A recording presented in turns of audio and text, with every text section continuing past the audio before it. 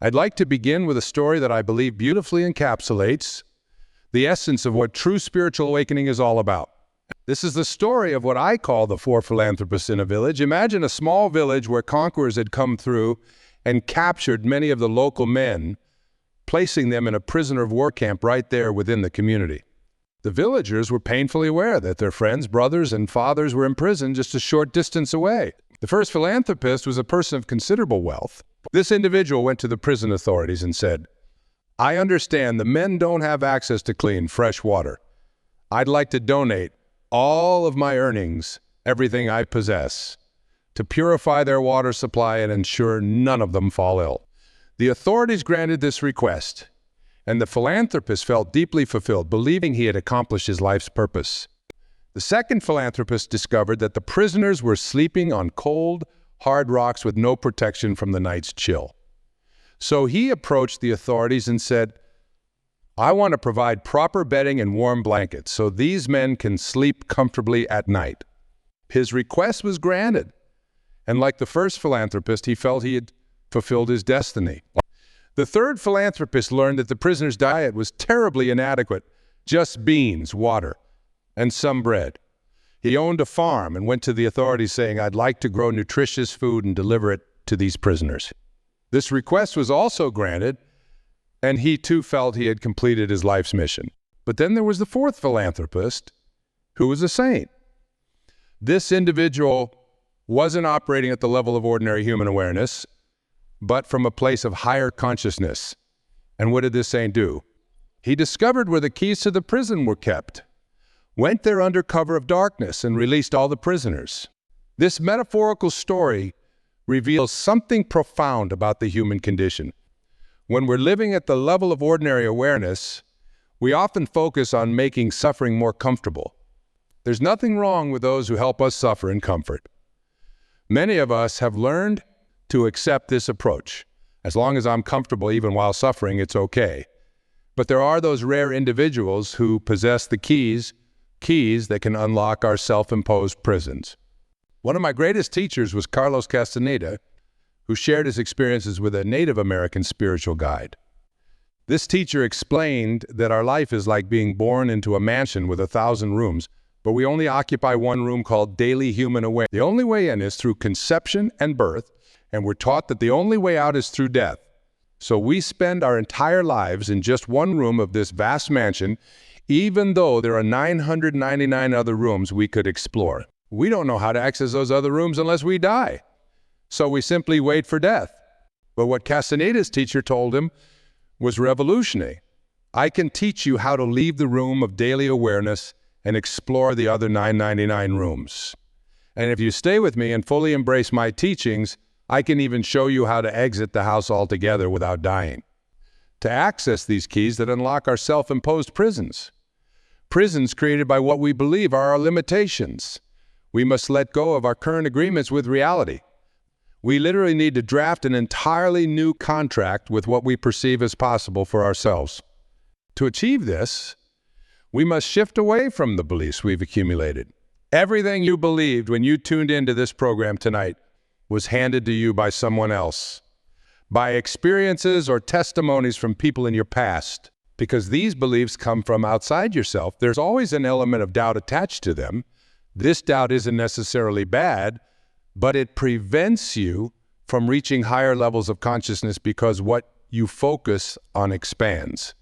If you're focusing on doubt, then doubt expands in your life. As William Blake so beautifully put it, if the sun and moon should ever doubt, they would immediately go out.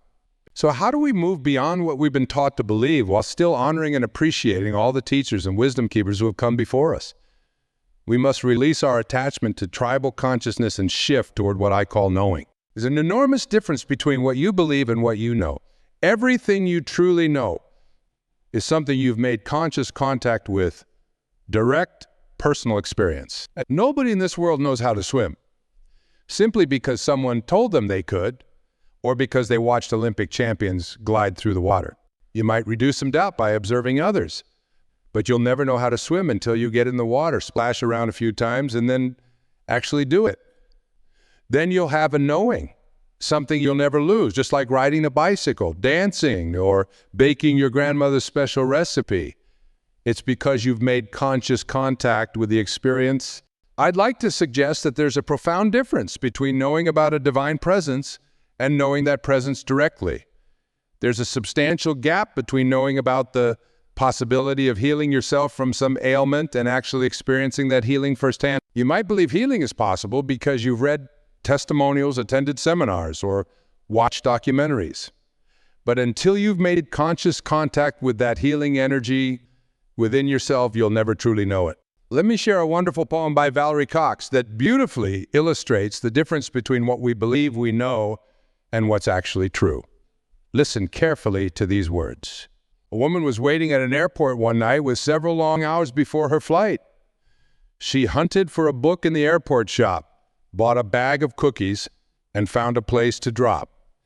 She was engrossed in her book, but happened to see that the man beside her, as bold as could be, grabbed a cookie or two from the bag between, which she tried to ignore to avoid a scene.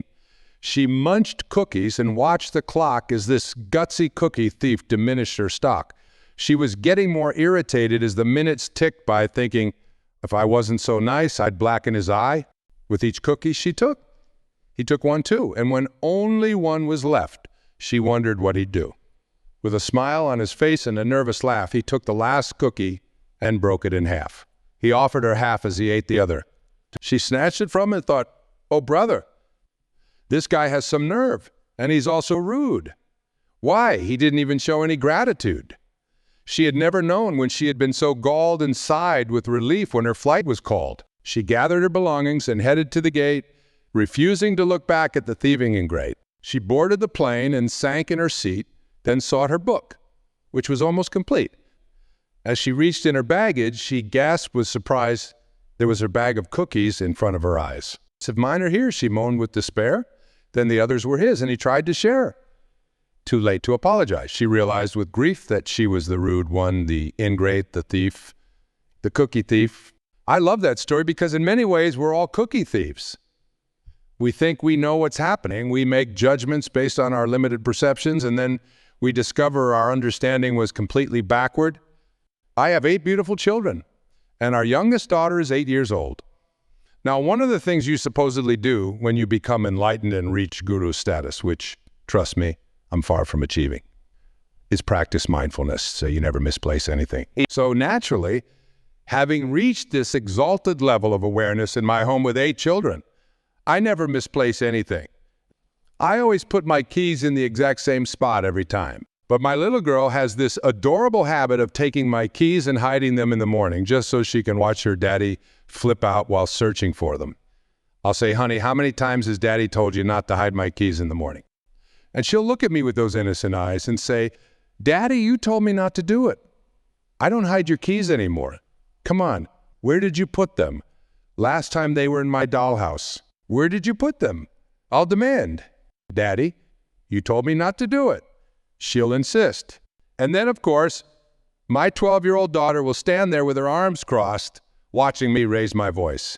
And she'll say, I wonder what all those people who listen to your talks would think of Mr. Positive if they could see him right now. I get plenty of reminders of how far I am from enlightenment. Finally, I'll give up and announce, look, when I come back out here, I want those keys right here. Then I'll go get dressed, reach into my back pocket, and there are my keys, right where I left them the night before. There's a fine line between being a guru and being a jerk, and I've probably crossed that line more times than I should admit on television. But this concept of being a cookie thief and the difference between believing and knowing is so important. A few years ago, my wife and I participated in a benefit on Maui for a man named Michael who had been injured in an accident and was... After the event, I met a man from another island who was known as a kahuna, a traditional Polynesian healer. After exchanging pleasantries, I asked him, how does one become a kahuna? Do you take Kahuna 101? What courses do you study? How does this work? He smiled and said, no, kahunas are raised to have no doubt. When a knowing confronts a belief in a disease process, the knowing will always triumph. He explained that with this absolute knowing, he could simply say, you are healed, and healing would occur. This reminds me of another powerful story about knowing that involves our little girl. We were spending summer at our vacation home and visited a dermatologist friend.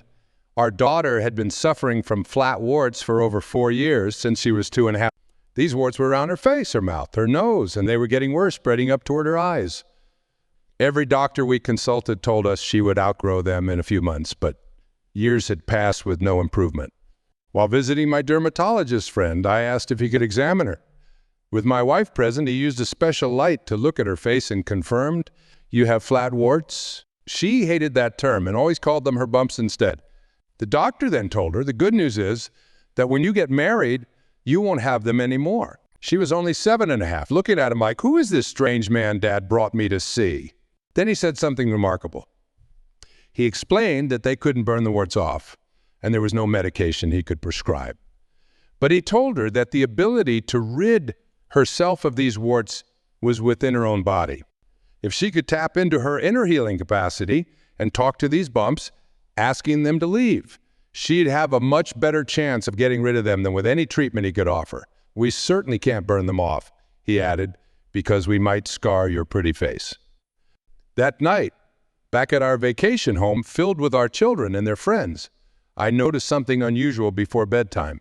In the corner of the bedroom on her air mattress was our daughter with the blankets pulled over her head and a flashlight glowing underneath. I lifted the blanket and asked, "Son, is everything all right?" She whispered urgently, "I'm talking to my bumps." I quietly left and found my wife in our bedroom. "You won't believe this," I told her, "but our daughter is in there talking to her bumps." Isn't that amazing? The next night, the same thing happened. And the night after that, too. This was Thursday, and the dermatologist visit had been on Monday. On Friday morning, as God is my witness, every single one of those bumps was gone. They completely disappeared and have never returned. That's a knowing. You see, there exists a stream of healing that we can tap into, very much like electricity. People sometimes say, well, in ancient Greece, there was no electricity, but of course, humans just hadn't learned to access. Similarly, there's a stream of healing energy available to us all. When we enter that stream with absolute knowing, without a trace of doubt, we access higher levels within ourselves that can create what many would call miracles. In every single human being, there are essentially two distinct aspects of self. The first is what I call the ego, EGO, which stands for Earth Guide only. This is the part that perceives itself as separate from others, separate from God, separate from the environment, and therefore in competition with everything and everyone. The ego evaluates its worth based on how much it accumulates, how attractive it is, how much money it has, the value of its possessions, all the things it can claim as mine. This is not mystical awareness, which recognizes our interconnectedness. It's that lower level of consciousness that constantly says, my ego, this is mine. But within each of us, there's another presence I call the sacred self or higher self. This sacred self doesn't care about how much stuff you acquire. It doesn't care who you're better than. It's completely uninterested in material possessions or social status. The trouble is, we rarely listen to this aspect of ourselves. We pay minimal attention to it. This higher or sacred part of us wants only one thing, for us to be at peace.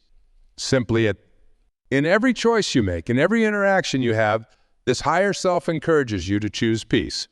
Meanwhile, your ego insists, no, no, no. It's far more important to be right. And so we find people in relationships constantly struggling. What are they struggling about? Who's right and who's wrong? When you look back at most arguments you've had, after you've forgotten the specific details, you'll realize they were fundamentally about establishing who was right and who was wrong.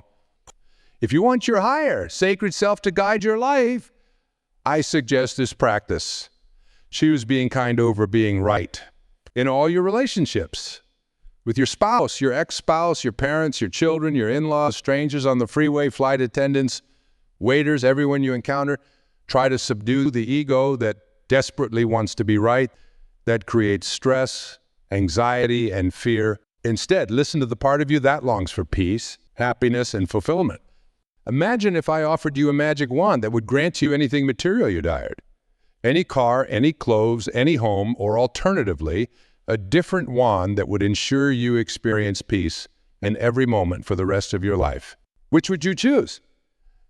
Deep down, we all know we're here for a very short time, and the ability to choose peace, which is what your higher self yearns for, is infinitely more valuable than any material possession. I'd like to share another story that profoundly illustrates the difference between our ordinary ego-based awareness and our higher consciousness. Years ago, I was giving a workshop on the East Coast and noticed a woman in the front row who seemed completely disengaged. While everyone else was taking notes and nodding, she sat with her arms crossed, looking skeptical throughout the entire presentation. Afterwards, she approached me and said, "I don't believe a word you said about creating your own reality and choosing peace. Life doesn't work that way." Rather than argue, I asked her to tell me about her life. She explained that she had been diagnosed with a chronic illness 10 years earlier. Her husband had left her. She struggled financially, and she felt life had treated her unfairly at every turn. Do you see a connection between your belief that life doesn't work that way and your experience? I gently asked. Her eyes widened slightly, but she quickly dismissed the idea. That's ridiculous. My circumstances caused my beliefs, not the other way around. 6 months later, I received a letter from this same woman. She wrote that after our conversation, something had shifted in her awareness. She began to wonder if perhaps her beliefs were creating her reality rather than simply reflecting it. She started a daily practice of meditation and consciously choosing thoughts of health, abundance, and peace rather than disease, lack, and conflict. I can't explain it scientifically. She wrote, but my health has improved dramatically.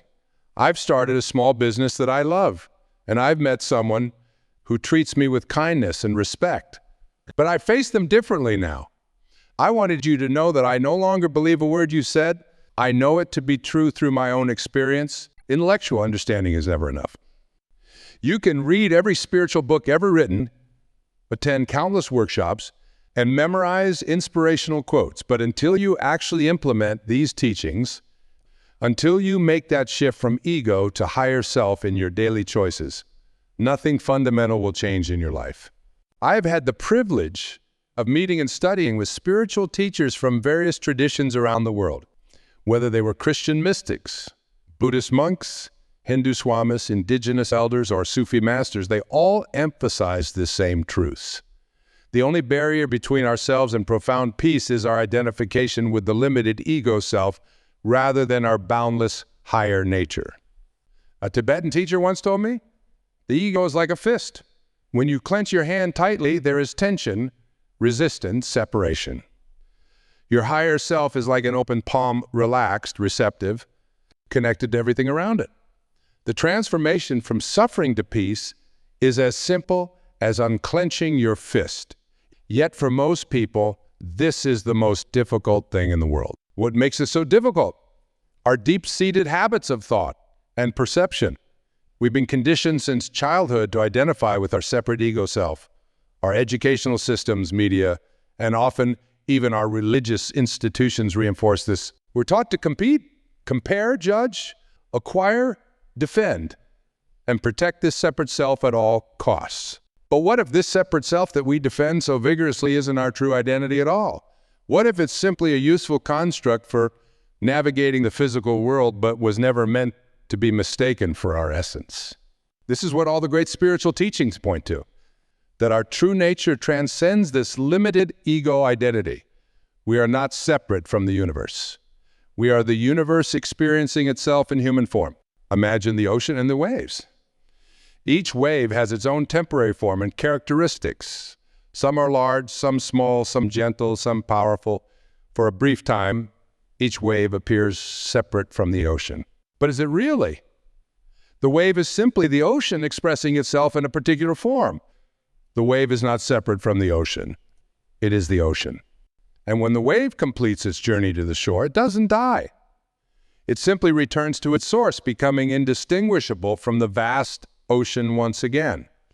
In the same way, we appear as separate beings for a brief time, expressing uniquely as individuals. But our essence is inseparable from the source from which we arose. Our ego creates the illusion of separateness while our higher self recognizes our fundamental unity with all that is. This understanding isn't just some abstract philosophical concept. It has profound practical implications for how we live.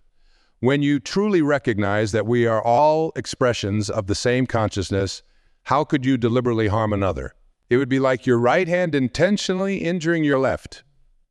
It makes no sense once you perceive the underlying unity. I remember meeting a remarkable woman in India who had devoted her life to serving the poorest of the poor in the slums of Mumbai. She lived simply, owning almost nothing, yet her face radiated a joy and peace that was palpable. I asked her how she maintained such evident happiness while surrounded by so much suffering. It's quite simple, she said. I don't see others as separate from myself. When I bandage a child's wound, I am bandaging my own child. When I feed an elderly man, I am feeding my own father. There is no This woman wasn't expressing an intellectual belief. She was living from a direct knowing of our essential unity, and this knowing transformed what might otherwise have been experienced as sacrifice and hardship into an expression of love. And now, I'm not suggesting we all need to give away our possessions and move to the slums. The path of service takes many forms, and what's right for one person may not be right for another. What I am suggesting is that we begin to question our habitual identification with the separate ego self and open to the possibility of experiencing life from the perspective of our higher self. How do we make this shift? It begins with awareness, simply noticing when we're operating from ego versus higher self. The ego is always concerned with more, better, different. It's focused on what's lacking, what's wrong, what needs to be fixed. It thrives on comparison, judgment, and fear. The higher self, in contrast, perceives the inherent perfection in all things. It operates from abundance, acceptance, and love. Start paying attention to your thoughts, emotions, and behaviors. When you feel anxious, defensive, judgmental, or dissatisfied, that's your ego running the show. When you experience peace, joy, compassion, and a sense of connection, that's your higher self emerging. Without judging yourself, simply notice. There's my ego again. This awareness alone begins to loosen ego's grip. Next, practice meditation or contemplative prayer. Any technique that helps quiet the incessant chatter of the ego mind. When we still our thoughts, even for brief periods, we create space for our higher awareness to emerge. You don't need to sit cross-legged for hours. Even a few minutes of conscious breathing can shift your perspective significantly. I practice what I call mindful moments throughout my day. When I'm washing dishes, I'm fully present with the sensation of warm water on my hands. When I'm walking outside, I pay attention to the feeling of my feet touching the earth, the breeze on my skin, the sounds around me. These brief returns to present moment awareness gradually weaken our habitual identification with ego narratives about past and future. Another powerful practice is to actively choose peace in challenging situations. When someone cuts you off in traffic, instead of responding with anger, go, can you choose understanding higher self? When a loved one says something hurtful, instead of retaliating ego, can you respond with compassion, higher self? These everyday moments offer constant opportunities to shift our identification from ego to higher self. I'm not suggesting this is easy. Our ego habits are deeply ingrained, reinforced by decades of conditioning and the prevailing culture around us. But with consistent practice, we gradually loosen ego's grip on our identity and begin experiencing life more frequently from our higher awareness. Let me share a personal story about this process. Several years ago, I was scheduled to give a talk in a large auditorium. When I arrived, I discovered that the organizers had made several mistakes. The sound system wasn't working properly. They had forgotten to bring copies of the handout I'd prepared, and they had scheduled me for half the time I had been promised. My immediate ego reaction was irritation bordering on anger. Don't they realize who I am? How could they be so incompetent? This is going to ruin my presentation. These thoughts raced through my mind as the organizer apologetically but then I caught myself. I recognized this as a perfect opportunity to practice what I teach. I took a deep breath and shifted my perspective. Is it more important for me to be right or to be peaceful right now? Will being upset solve any of these problems? Can I demonstrate grace under pressure? I smiled at the flustered organizer and said, "Don't worry about it. We'll work with what we have, and it will be perfect exactly as it is." The relief on his face was immediate. Together, we quickly found solutions to the issues. A portable microphone was located. I adjusted my talk for the shorter time frame, and we announced that handouts would be emailed to participants afterward. The presentation went extraordinarily well, better, perhaps, than if everything had gone according to plan. Afterward, several people commented not just on the content, but on the calm, joyful energy I had maintained despite the challenges. One woman told me, "I came to hear about spiritual principles, but watching how you handled the difficulties showed me what those principles look like in action." Our higher self doesn't need perfect circumstances to express itself. In fact, it's precisely in challenging situations that we have the greatest opportunity to demonstrate what it means to live from higher awareness. Anyone can be peaceful when everything's going well. The real test comes when things fall apart. This shift from ego to higher self isn't something that happens once and for all. It's a moment-by-moment choice, a continuous redirecting of our awareness. Some days we'll do better than others. The key is to practice self-compassion rather than self-judgment when we inevitably slip back into ego patterns. Just notice, smile gently at your humanity, and choose again. I believe this inner shift is not just personal transformation. It's part of a collective evolution of consciousness that's happening across our planet. More and more people are awakening to the limitations of ego-based living and sensing that there's a more fulfilling way to experience life. This doesn't mean we all need to join monasteries or ashrams.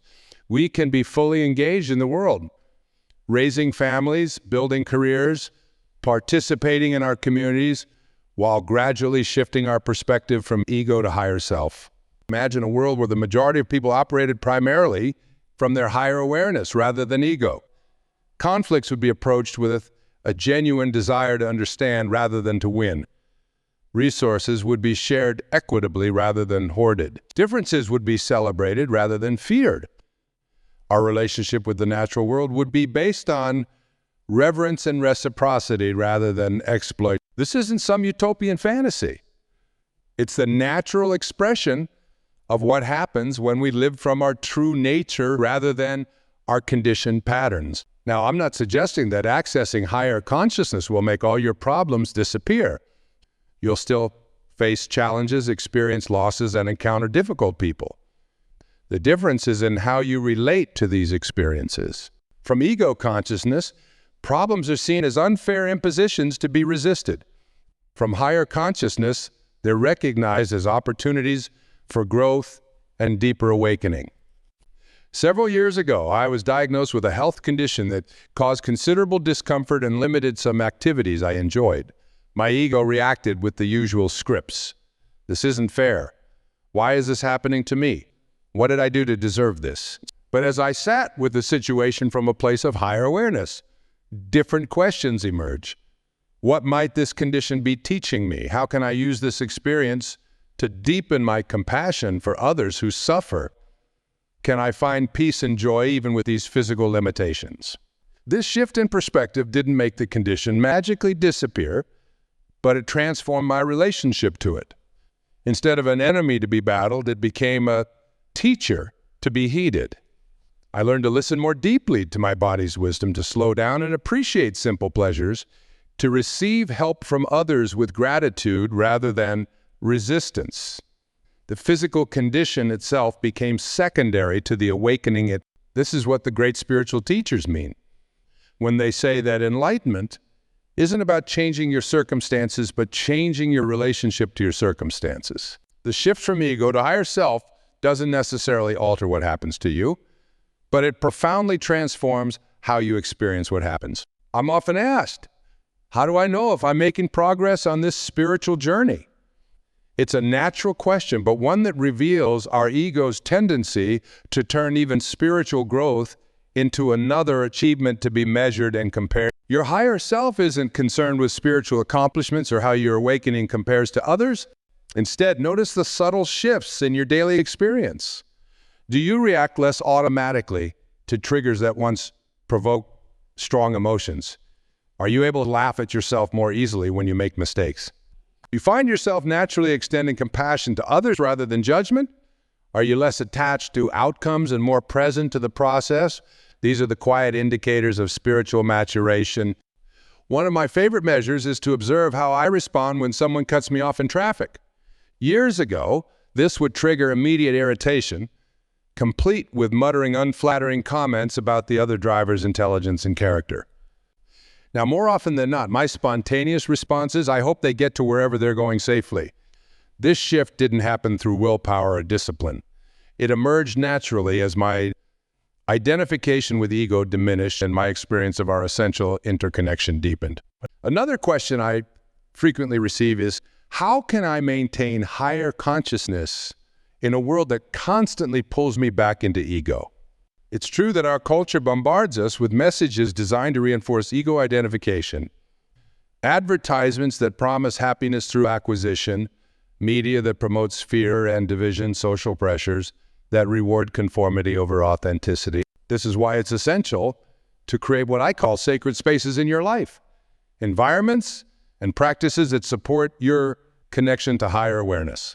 This might be a physical space in your home dedicated to meditation or prayer, regular time in nature, a community of like-minded seekers, or artistic expression that connects you to your deeper essence.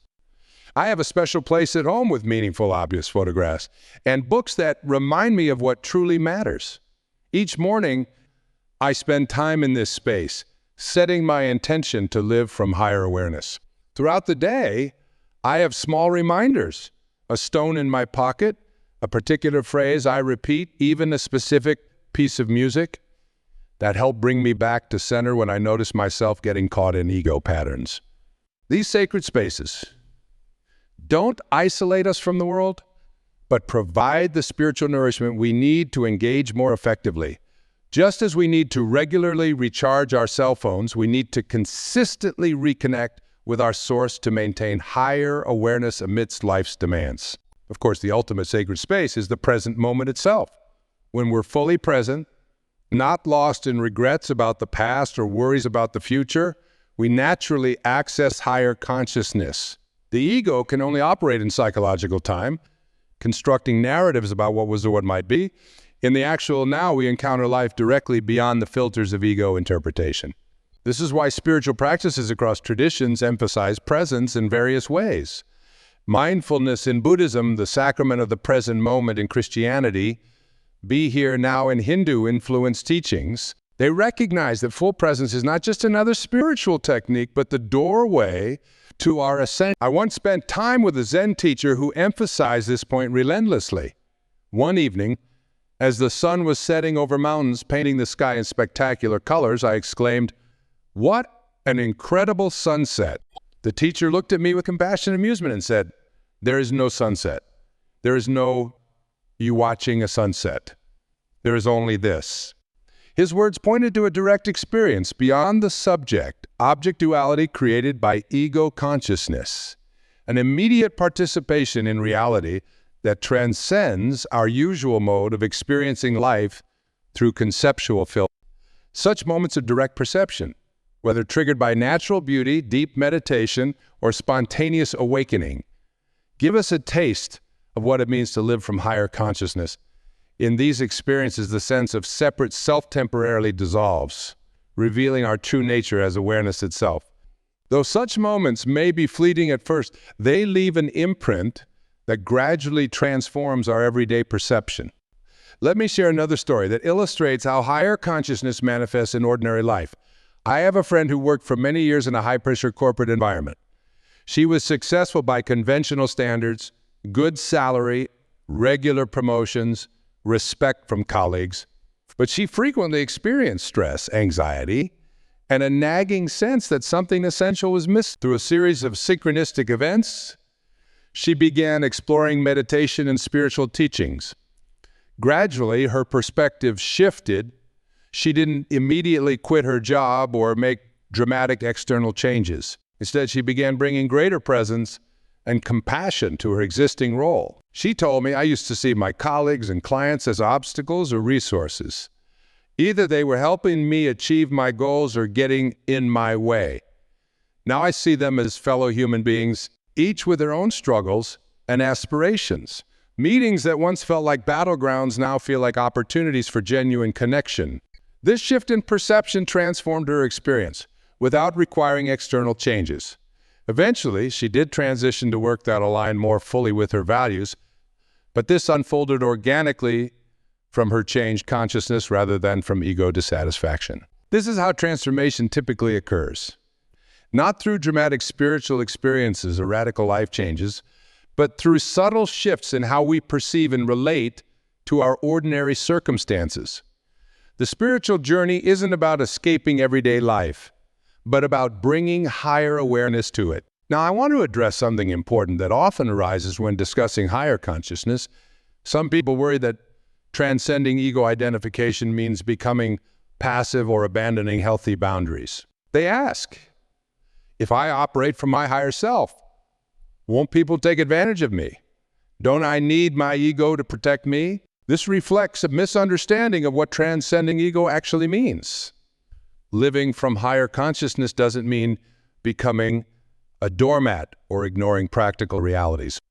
In fact, it often results in clearer boundaries and more effective action because these emerge from wisdom and compassion rather than fear and reactivity. Your higher self has access to discernment that your ego lacks.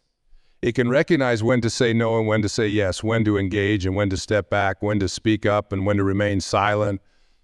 But these choices come from a place of inner clarity rather than defensive posturing. I know a woman who worked with victims of domestic violence. From ego consciousness, she might have approached this work with anger toward abusers and identification with victims' suffering, attitudes that would have quickly led to burnout. Instead, operating from higher awareness, she brought profound compassion to both victims and perpetrators while maintaining clear boundaries. She understood that abusive behavior stems from deep wounding and limited consciousness, not from inherent evil. This understanding didn't mean excusing harmful actions, but approaching them with wisdom.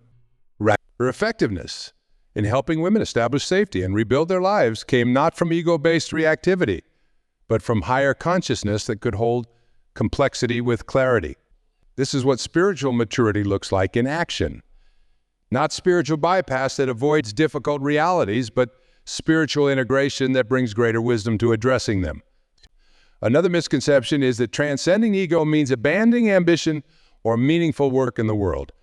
On the contrary, when we operate from higher consciousness, we often discover our true purpose, work that aligns with our deepest values and contributes to collective well-being. The difference is that we pursue this work not from ego need for validation or success, but from authentic inspiration and desire to serve. Some of the most effective change makers in history operated primarily from higher consciousness rather than ego. Individuals like Gandhi, Martin Luther King Jr., Nelson Mandela, Mother Teresa. Their impact came not from self-importance, but from surrendering personal agendas to serve a greater vision. They demonstrated that transcending ego doesn't diminish our effectiveness in the world. It enhances it. As you continue your own journey of awakening, remember that the shift from ego to higher self isn't an all-or-nothing proposition. None of us lives exclusively from higher consciousness all the time. We're human, with human brains wired for survival and belonging. The ego serves important functions in navigating physical reality. The goal isn't to eliminate ego, but to recognize when it's running the show and gently redirect awareness to our larger identity. Think of it as similar to developing any skill, learning to play piano, for instance. At first, you must consciously think about each note, where to place your fingers, how to coordinate your hands. It feels awkward and requires constant attention. But with practice, these movements become integrated. You don't stop using your fingers. You simply access a more fluid, intuitive relationship with the instrument. Similarly, as we practice living from higher awareness, we don't stop engaging with everyday reality. We simply access a more fluid, intuitive relationship with life. The separate self remains as a functional interface with the physical world, but we no longer mistake it for our essential nature. I want to leave you with a simple practice that can help facilitate this shift in daily life. I call it the sacred pause. Whenever you notice yourself reacting from ego, feeling defensive, judgmental, anxious, or separate, pause for just take a conscious breath. Ask yourself, who is aware of these thoughts and feelings? What is the space in which they're arising? This simple inquiry directs attention from the contents of consciousness to consciousness itself, from the waves to the ocean. In that pause, you create space for your higher awareness to emerge. You might ask, how would my higher self respond to this situation? What would love do now? Then allow your next words or actions to come from that expanded perspective rather than the contracted ego. With practice, this pause becomes more natural and spontaneous. You'll find yourself shifting to higher awareness more quickly and staying there more consistently. The ego doesn't disappear, but it no longer dominates your identity. You relate to it more as a useful tool rather than as who you fundamentally are. My friends, we live in extraordinary times, a period of both tremendous challenge and unprecedented opportunity. The mounting crisis in our world, environmental degradation, social division, technological disruption, are ultimately symptoms of collective ego consciousness reaching its logical conclusion. The belief in separation that underlies our institutions and systems is revealing its unsustainability. Yet simultaneously, we're witnessing a remarkable awakening of consciousness across the planet. Millions of people are recognizing the limitations of ego-based living and sensing the possibility of a more harmonious way of being. Ancient wisdom traditions are converging with cutting-edge science to validate what mystics have always known, that our true nature transcends the separate self and connects us to the entire web of life. This awakening isn't happening because it's a nice spiritual idea. It's happening because it's essential for our continued evolution, perhaps even our survival as a species. The challenges we face cannot be solved from the same level of consciousness that created them. They require a shift from ego to higher awareness, from separation to interconnection, from fear to... Each of us who makes this shift contributes to the collective awakening. Every time you choose peace over conflict, compassion over judgment, connection over separation, you strengthen the field of higher consciousness emerging on our planet. Never underestimate the power of your individual transformation to affect the whole. As you leave here today, I invite you to remember that you are not merely a separate self encased in a physical body destined to struggle briefly and then disappear. You are an eternal spiritual being having a temporary human experience, a unique expression of the universal consciousness that animates all life. Your true nature is peace, love, and joy. Everything else is learned limitation that can be unlearned. The journey from ego to higher self isn't about becoming something you're not. It's about remembering what you've always been beneath the layers of conditioning and forgetting. It's a homecoming to your authentic nature, your birthright of peace and wholeness. Thank you for your presence and attention today. May your journey of awakening bring you ever-deepening joy, peace, and purpose. And may that awakening ripple outward to touch everyone whose life intersects with yours, contributing to the healing and transformation our world so urgently needs. I'm deeply grateful to have shared this time with you. You are not your ego. You are not your possessions or achievements or reputation. You are not your body or even your personality. You are the awareness in which all these appear boundless, luminous, and eternally at peace. That is your true identity. That is who you really are.